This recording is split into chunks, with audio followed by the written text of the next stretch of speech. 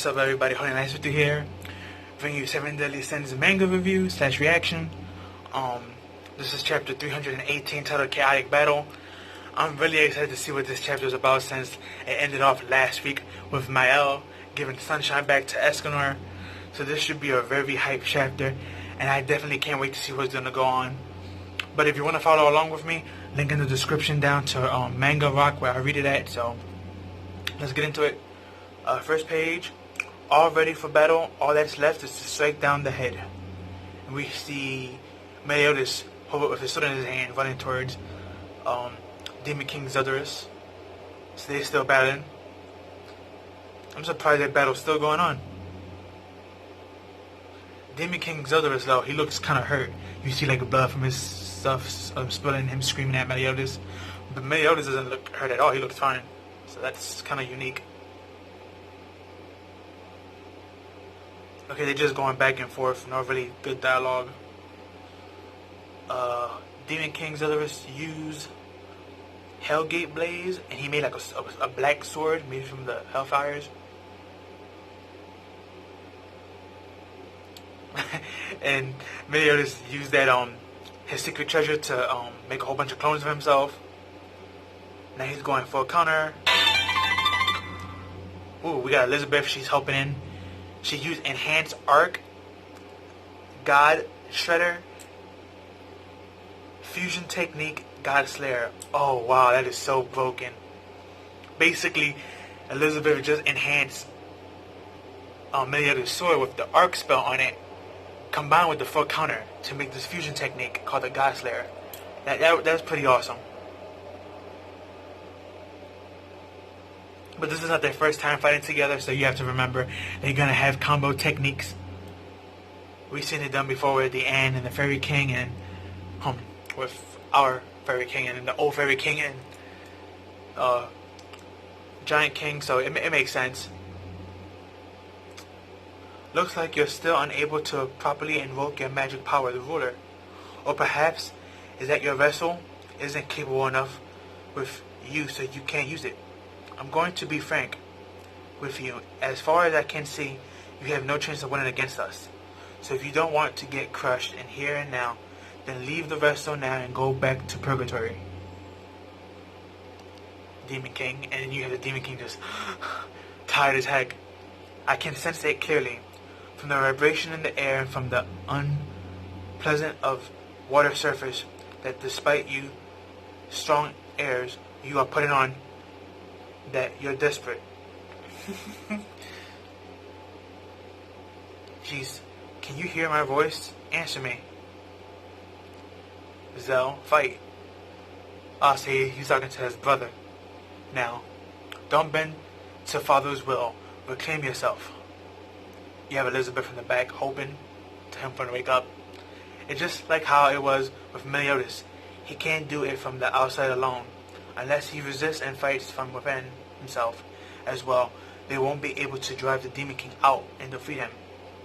Please, Zodorus, hear your brother's voice and listen to me, please. Your fist feels flimsy.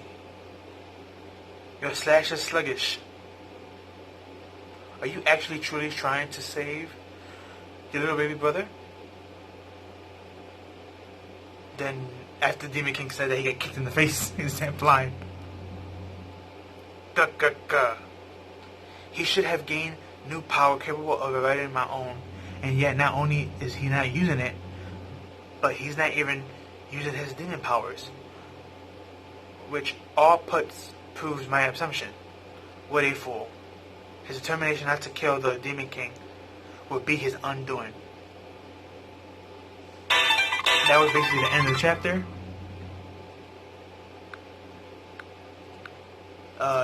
Next week's chapter 319 will continue with Unforgivable Stalemate. Yeah, I had a feeling that was gonna happen. So basically, in short, Meliodas is just fighting regularly. He's not using none of his demon powers or his ranch demon powers that he got from his father, and he's just fighting regularly with a couple of combination attacks from Elizabeth. And I believe it's gonna be his downfall. That's always been one of Meliodas' weaknesses. If you look through the whole 7 Deadly Sins, is he likes to play around a lot, and that usually bites him in the end. So I can see now why this is called next week's chapter is going to be called Unforgivable Stalemate, which means the Demon King's going to take advantage of this and figure out some way to turn this around, which it makes sense. I mean, the story can't end unless both him and the Supreme Deity both get taken down, and we haven't seen her yet, so it wouldn't make no sense for them to take him down yet without her being there. So I'm just kind of disappointed that we didn't get to see Escorner this week, because, you know, all the hype up from last week and how we're supposed to see him. But this was a pretty good chapter. Enjoyed it greatly. Can't wait for next week. Again, hopefully we see Escorner soon. Even though I don't see Escorner doing much, I don't see him like participating in any of the main battles, like fighting against the main Indra or fighting Zeldaverse or the Supreme Deity, whichever she pops down. I don't see him partaking in any of those 3 battles.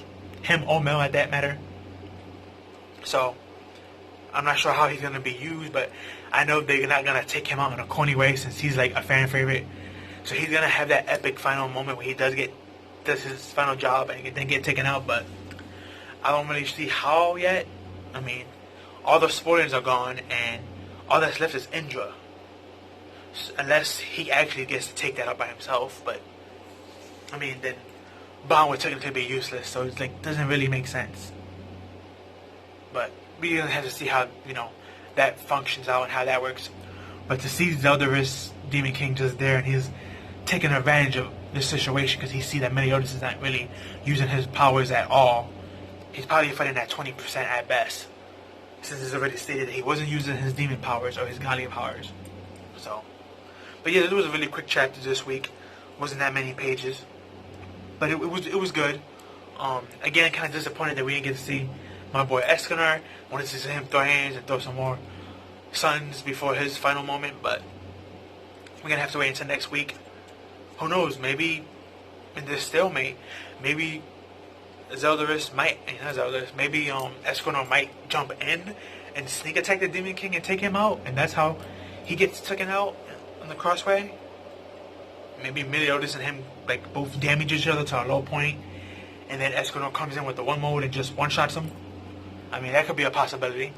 It'd be kind of cheesy and boring and kind of predictable, but it would make sense if Meliodas and Zeldaverse Demon King are both fighting and they both weakening each other in a stalemate.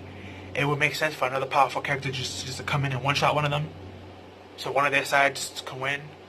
So maybe that's what they're building up with Escorner, but it's just my guess. But that's all I have for you. Tell me down below what you liked and didn't like about the chapter and how you feel about we switching over to Zeldaverse Demon King versus Meliodas and not the Escorner stuff. Are you disappointed? Did you like it? How you feel about it?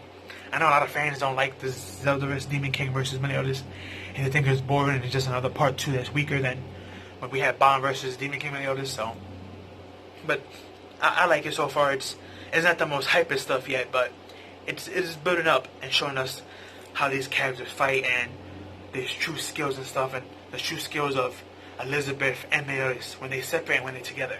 And when they're together fighting, it looks way more deadlier than when they separate. So that's pretty cool to see. And I can't wait to see more of their tag team. But that's all I have for you. Peace out and have a good one.